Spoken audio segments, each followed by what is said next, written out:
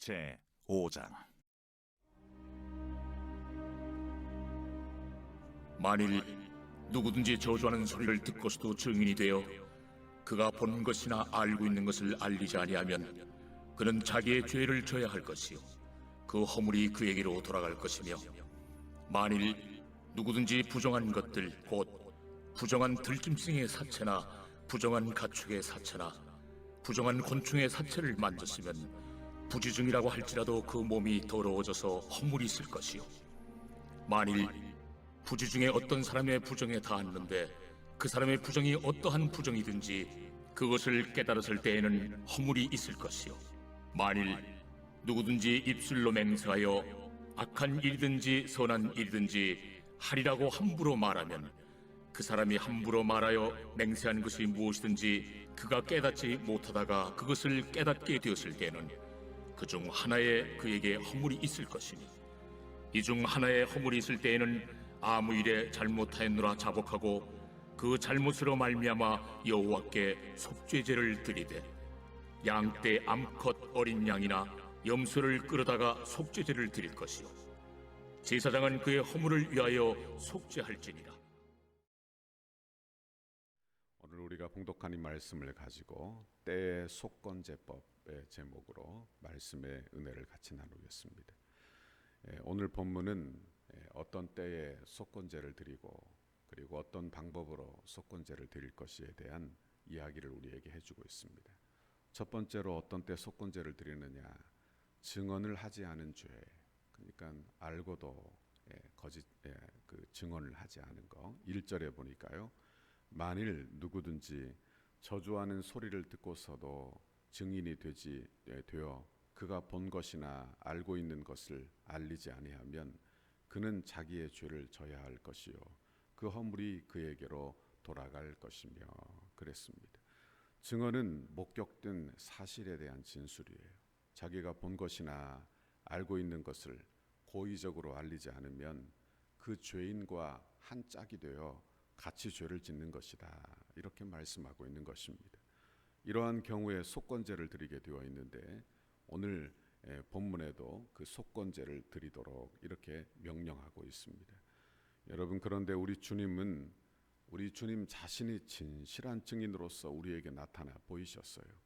계시록 3장 14절에 보면 사도 요한은 아멘이시요 충성된 참 증인으로 우리 예수님을 소개하고 있는 것입니다. 여러분, 예수 믿는 저와 여러분은 어떤 의미에서 복음의 증언자들이라 그렇게 말씀드릴 수 있습니다. 죄와 허물로 죽었던 우리를 예수 그리스도의 십자가의 보혈로 영생을 얻게 하셨어요. 그리고 우리에게 은혜를 주시는데 그건 놀라운 은혜의 증인되게 하시는 줄 믿습니다. 이 증인된 삶으로 우리를 부르시는 거예요. 여러분, 이 일을 저와 여러분이 충성스럽게 감당하는 우리 모두가 되시기를 간절히 바랍니다. 우리는 진실을 말하는 이 일, 복음을 말하는 이 일에 중립이 없이 여러분 이 일을 드러내는 우리 모두가 되시기를 바랍니다. 마태복음 10장 32절, 누구든지 사람 앞에서 나를 시인하면 나도 하늘에 계신 내 아버지 앞에서 그를 시인할 것이요 누구든지 사람 앞에서 나를 부인하면 나도 하늘에 계신 내 아버지 앞에서 그를 부인하리라 하셨습니다. 우리 이 말씀을 명심하며 우리도 진실 앞에서 복음 앞에서 늘 증인된 삶을 사는 우리 모두가 되기를 바랍니다. 두 번째로 부정한 것을 만졌을 경우에 속건제를 드리겠습니다. 2절과 3절에 보니까 만일 누구든지 부정한 것을 곧 부정한 들짐승의 사체나 부정한 가축의 사체나 부정한 곤충의 사체를 만졌으면 부지중이라고 할지라도 그 몸이 더러워져서 허물이 있을 것이요 만일 부지 중에 어떤 사람의 부정이 닿았는데 그 사람의 부정이 어떠한 부정이든지 그것을 깨달았을 때에는 허물이 있을 것이요 그렇게 말씀했어요. 어떤 사람이 어떤 것을 만져 오염이 되었다 그러면 무심코 그렇게 부정한 상태에서 성소에 들어오는 경우를 이야기하는 것입니다. 여러분, 이걸 알게 되었을 때 어떤 때라도 속건제를 드려 자기의 죄를 속하도록 그렇게 했다 하는 것입니다. 여러분, 하나님 앞에 나올 때 여러분, 유대인들의 법은 정결법이 있었어요. 이건 건강을 위해서 주신 것이기도 하지만 이건 종교적인 의미의 정결법이 되는 것입니다. 여러분이 정결법을 통해서 그들은 거룩한 하나님을 묵상하고 그리고 거룩한 하나님을 섬겨야 했다, 그런 말씀이에요. 그런데 유대인들은 그 형식에만 치중을 했어요. 이 정결법의 형식에만. 그리고는 그 마음의 정결을 되돌아보지 않았다 하는 것입니다. 여러분, 우리는 우리의 마음을 정결하게 하는 그런 믿음의 사람들이 다 되기를 간절히 바랍니다. 마태복음 15장 18절, 입에서 나오는 것들은 마음에서 나오나니 이것들이야말로 사람을 더럽게 하느니라.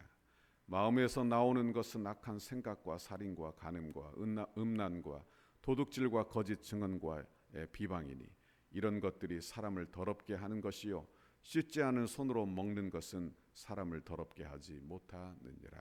그래서 여러분, 우리도 여러분 형식적인 신앙생활이 아니라 우리의 마음의 정결을 하여 주님 앞에 온전한 마음으로 드리는 우리 모두가 되시기를 간절히 바랍니다.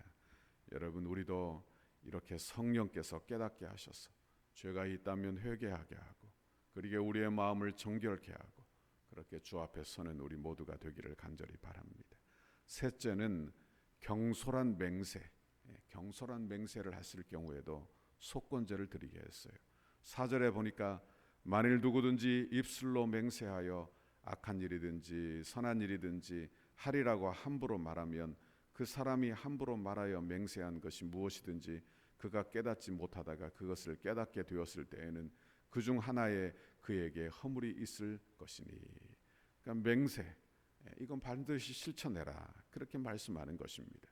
여러분, 그러므로 경솔한 맹세를 하지 말 것을 이야기하고 경솔한 서원을 하지 말 것을 이야기하는 것입니다. 잠언 6장 2절에 보면 내 입의 말로 내가 얽혔으며 내 입의 말로 인하여 잡히게 되었느니라. 전도서 5장 5절에 서원하고 갚지 아니하는 것보다 서원하지 아니하는 것이 더 나으니, 이렇게 말씀했어요. 여러분, 저와 여러분은 거짓 맹세하지 아니하고 하나님 앞에 온전한 마음으로 주를 섬기는 우리 모두가 되기를 바랍니다. 우리 예수님도 맹세에 대한 말씀을 하셨어요. 마태복음 5장 33절, 또 옛사람에게 말한 바 헛맹세를 하지 말고 내 맹세한 것을 주께 지키라 하였다는 것을 너희가 들었으나 나는 너희에게 이르노니 도무지 맹세하지 말지니 하늘로도 하지 말라. 이는 하나님의 보좌임이요. 그랬어요. 여러분, 우리의 주님은 우리의 죄성을 너무나 잘 아시는 거예요. 내가 맹세해도 그 맹세를 지키지 못할 것을 아시는 거예요. 그러므로 맹세하지 말라, 이렇게 우리에게 권고하고 계시는 것입니다. 여러분, 그러면 이런 때에 속건제를 드리게 되어 있는데 그럼 어떤 절차를 통하여 속건제를 드리게 되느냐? 첫째로 먼저 죄를 고백해야 하는 것입니다. 5절에 보니까 이 중 하나에 허물이 있을 때에는 아무 일에 잘못하였노라 자복하고, 여기 자복한다는 말이 나와요. 그러니까 속죄, 자기의 죄를 고백하는 데서부터 이 참된 속죄가 이루어지는 것입니다. 내가 잘못했습니다, 이렇게 하나님께 고백하는 것으로부터 우리의 회개, 여러분 신앙생활이 시작이 된다 하는 말씀입니다. 여러분, 우리의 마음에 하나님 마음에 합한 자였던 다윗도 범죄하였을 때 내가 주께만 범죄하였습니다, 주의 목전에 악을 행하였습니다 하며 시편 51편에 고백하는 것을 보게 되는 것입니다. 여러분, 우리도 하나님 앞에 우리의 죄를 구체적으로 자백하는 우리 모두가 되기를 간절히 바랍니다. 요한일서 1장 9절, 만일 우리가 우리의 죄를 자백하면 그는 미쁘시고 의로우사 우리의 죄를 사하시며 우리를 모든 불의에서 깨끗게 하실 것이요, 이렇게 말씀했어요. 여러분, 그러므로 주님 앞에 온전한 회개하고 사는 우리 모두가 되기를 바랍니다. 둘째로는 제물을 드려야 했어요. 6절에 보니까 그 잘못으로 말미암아 여호와께 속죄제를 드리되 양떼 암컷 어린 양이나 염소를 끌어다가 속죄제를 드릴 것이요 제사장은 그의 허물을 위하여 속죄할지니라 했습니다. 죄의 고백은 구체적인 행동으로 이어져야 하는 것입니다. 하나님의 은혜로 우리의 죄의 용서가 이어졌다 하더라도 여러분, 죄의 보상이 사라지는 건 아니에요. 그러니까 죄의 고백에 상응하는 어떤 구체적인 행동이 따라와야 한다 하는 것입니다. 여러분, 오늘 본문에서는 그 제물로 양떼 암컷 어린 양이나 염소를 끌어다가 속죄제를 드리라 이렇게 말씀하고 있는 것입니다. 여러분, 이런 제물을 드리는 행위가 무엇을 의미하겠어요? 이건 바로 새로운 삶을 결단하는 것입니다. 죄를 저질렀던 그 범죄에서 돌이켜 이제 더 적극적으로 어떤 희생을 치르더라도 내가 그 죄에서 돌이키겠노라, 하나님 영광을 위해서 살겠노라, 그런 결정, 이런 결정이 바로 그 속죄물을 주 앞에 드리는 행위가 되는 것입니다. 여러분, 우리도 하나님 앞에서 회개하고 결단하고 돌이키는 저와 여러분의 오늘 하루가 되시기를 간절히 바랍니다. 로마서 12장 1절, 그러므로 형제들아 내가 하나님의 모든 자비하심으로 너희를 권하노니 너희 몸을 하나님이 기뻐하시는 거룩한 산 제물로 드리라 이렇게 말씀했어요. 우리 몸을 거룩한 산 제물로, 그러니까 우리의 죄를 속죄받았으니 이제 거룩한 산 제물로, 여러분 우리는 하나님을 기쁘시게 하며 사는 오늘 하루가 되기를 바랍니다. 셋째로 그를 위하여 속죄해야 했습니다.